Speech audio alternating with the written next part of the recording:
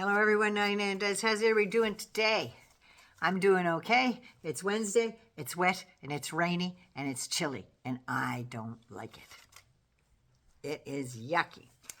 Today I'm going to talk about Mini Mike. I've got no Johnson, who is grinding ahead with the Mango Moose Knuckles friggin' sick agenda. So, because he's such a righteous, pious man. And all praise Republican Jesus Trump. But only if you kowtow to his false god, the fetid golden mango moose knuckle. Anyway, if you're new to my channel, welcome. Hangers on, thanks for hanging on. I love you and welcome back. There is something going on with my algorithm. People I'm noticing that are coming back after being away for a while. There's something to do with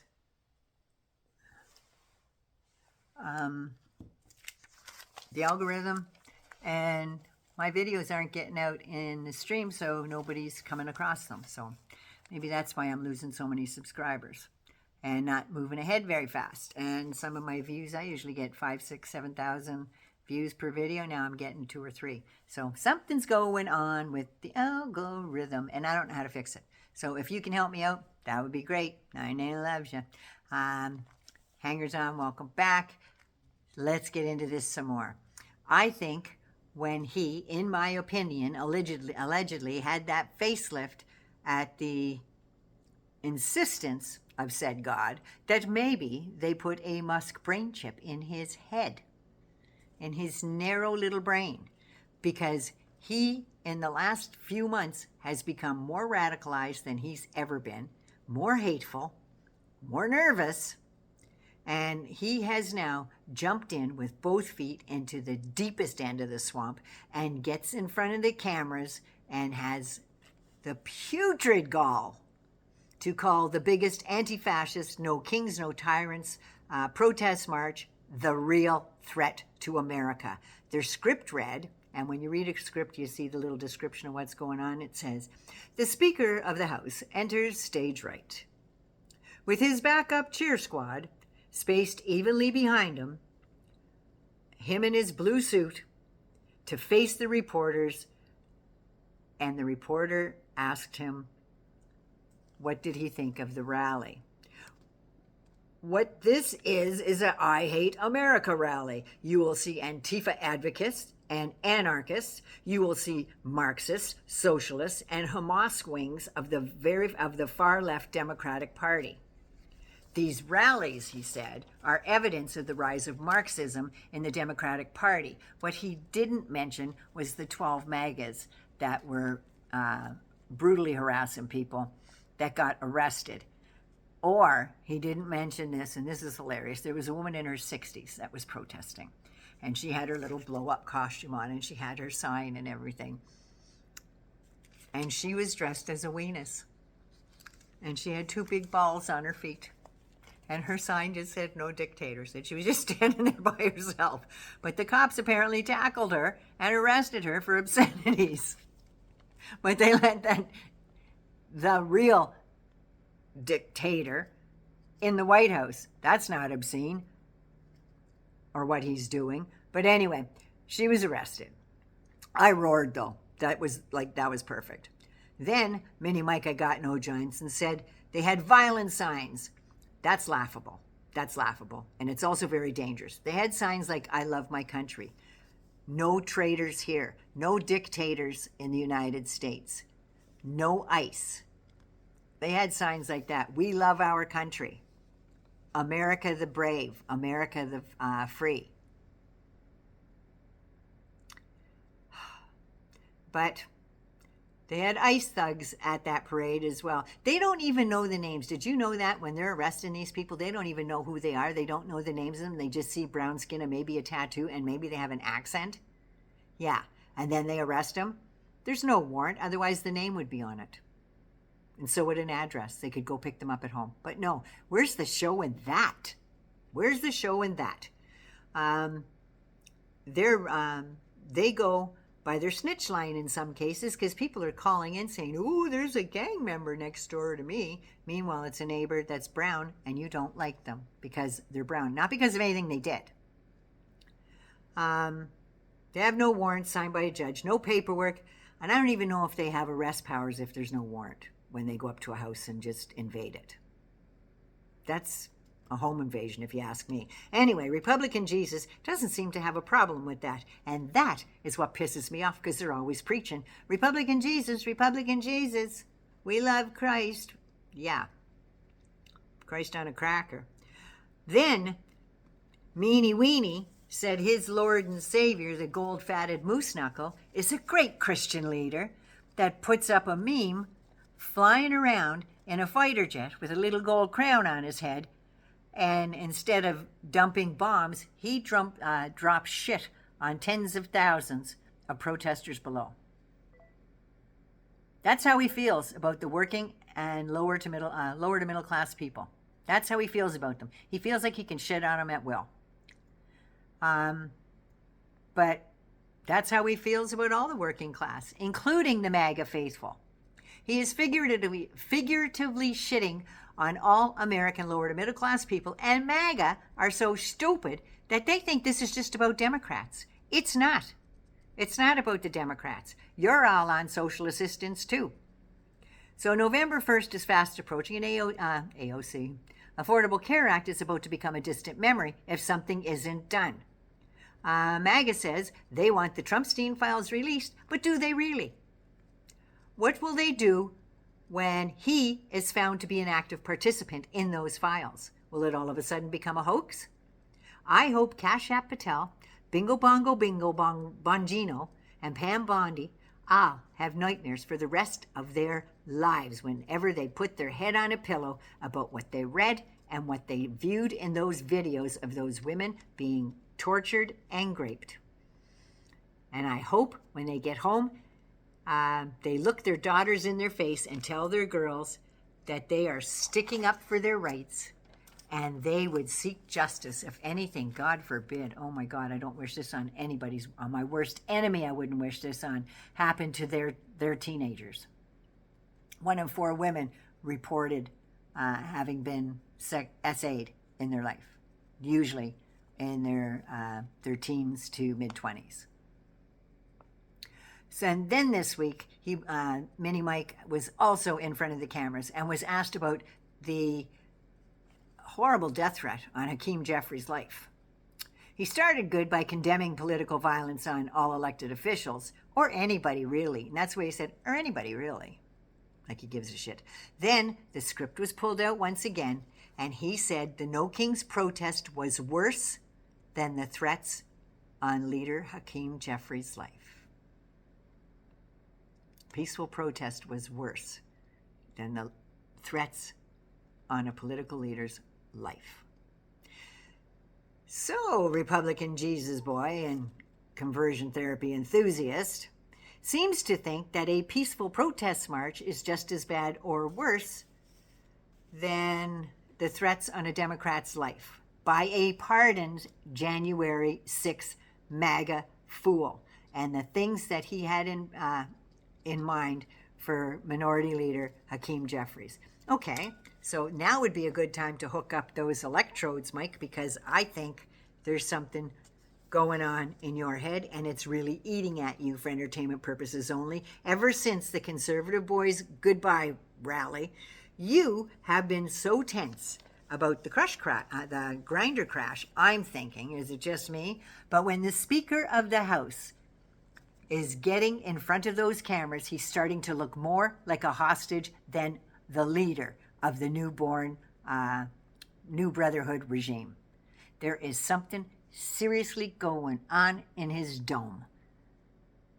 He'd rather be on the download if that's true, if that's a fact. Johnson brushed off the threats like he would a gnat. He brushed off the threats and said that it's not as bad as the Soros-founded left, and the left is still at fault. Really? Well, at first, he said he was completely unaware of the plot to eliminate Jeffries at the New York City Economic Club Monday. Terrible, he said. Terrible. That's the first I've heard of that. I don't know anything about that. But anyone who threatens to kill a political official, we denounce it absolutely. Then out came the propaganda script once again, and he said, I will tell you this. The violence on the left is far more prevalent than the violence on the right. The assassination culture has been advanced now. This is the left. In almost all cases, that is advancing this, and it's not the right. Let's not make this a partisan issue. You don't want me to go there. Oh, yes, I do, Mike. I do. I really do. He says the rhetoric you saw on display on Saturday, it plays into this. The people that are getting triggered, There are deranged people in society when they hear elected officials participating in a rally that was paid for by George Soros and sponsored by communists with signs and placards and mantras that were repeated. We should bring death to fascist politicians. I didn't see any of those, and I watched for hours on Saturday. I didn't see any of those. But that is a right-wing thing. Mike says that it's a leftist slogan. They call every Republican a fascist now. No, dumbass. There are no more Republicans. MAGA has chased them all out. There are no more Republicans. There are only MAGA left. There is only hate left on that side of the aisle. And I'm not afraid to make a partisan issue, Mike, you spoiled bag of milk. Starting just last July, there was a MAGA kid that took a shot at the mango moose knuckle, broke the teleprompter, a piece of glass cut his ear. That is my opinion of that. Then, 2 or 3 weeks later, another disgruntled MAGA decided to lay in wait for the mango moose knuckle at the golf course, and so he could try his luck. Thank God that never went off. Then there was the Speaker Emerita and the Democratic State Senator of Minnesota and her husband and dog Gilbert were unalived by a crazed MAGA supporter who had a list of about 71 different people on that list, all Democrats and liberals, by the way. And then went to the next house on his list, to another state senator and his wife. Thankfully, they survived. One was shot 8 times, one was shot 9 times. Then the conservative boy was taken out by a far-right Nick Fuentes Groyper. That was the farthest thing from anything on the Democrat side.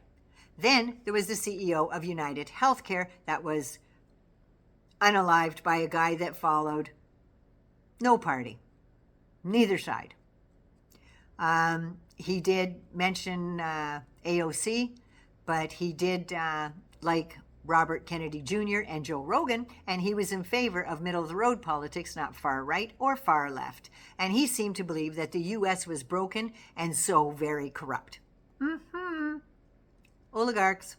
He doesn't seem to be a card-carrying member of any party. And I will leave you with this. What if Hakeem Jeffries, Bernie Sanders, AOC, Jamie Raskin, any of those people came out, or Joe Biden came out to a press gaggle when the conservative boy was on his way out, and said something like, oh, I haven't heard about that. I know nothing about that, but those communist fascists paid by Musk and the Heritage Foundation perpetrate more political violence on anything I've ever seen on the left. What if they have said that? They are already being blamed for the Trump ordered shutdown. They're already being blamed for that. But Trump's overshadowing that with demolishing the East Wing that was built in 1901 or 1902. It was the First Lady's wing in the People's House, not his house. Having a huge blowout with Zelensky in a private room after the press spectacle in the Oval Office, started throwing Ukrainian maps around the room and screeching and hollering and cursing at Zelensky, saying, Russia's going to kill you, you're going to die, Russia's going to take over your country. Or taking funding away from anything that Democrats passed to benefit mostly red states, I might add. They fired another 3,000 more federal furloughed employees. These people were already furloughed, not getting any pay, and now they're fired. He's suing everybody who's ever breathed his name. Hopefully that doesn't work out that well. He's also suing Pam Bondi because he wants $230 million because he's a convicted criminal 34 times over, and he was guilty of fraud, 14 charges, him and the 2 Trump lumps. And that they're not allowed to run a charity foundation ever again because they ripped off St. Jude's Children's Hospital. Just saying, for entertainment purposes only. So this is going to get even worse, people, because Virginia Giuffre's book came out yesterday. I tried to get a copy, but our bookstores here are sold out, so I'm just going to have to wait. So I need Mini Mike, I've got no Johnson, to swear in Adelita Grijalva. You chicken shit son of a bitch. Swear her in. Get the Epstein files out to the public and for entertainment purposes only if Pam Bondi and Kasia Patel haven't put them in a burn bag, because I have a feeling that might happen after they pardon her. Then it's like, oh, well, there's no more evidence. She's gone. It's over. Right? And God knows what they're going to do with Diddy. So he's got his lineup, though, right? Anyway, 99 love, should be good, be safe. Please take care of you first so you can take care of somebody else. I love you. And again, if you can find a way to improve my algorithm, because something's going screwy with it, I don't know. But I want more people to get on this channel and hang out with me. I'm needy, apparently. I've been told that. So anyway, cheers, dears. I figured it had Halloween colors, old Puss in Boots there. Let's joke about that. So yeah, love me, like me, share me. Don't forget to subscribe. Give somebody a smile. Gonna need one. Gonna need one. Anyway, take care of you first. I love you all. Hangers on. Oh.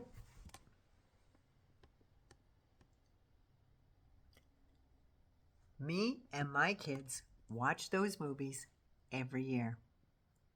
Debbie Reynolds, may you rest in eternal bliss and glitter. I love you. Take care.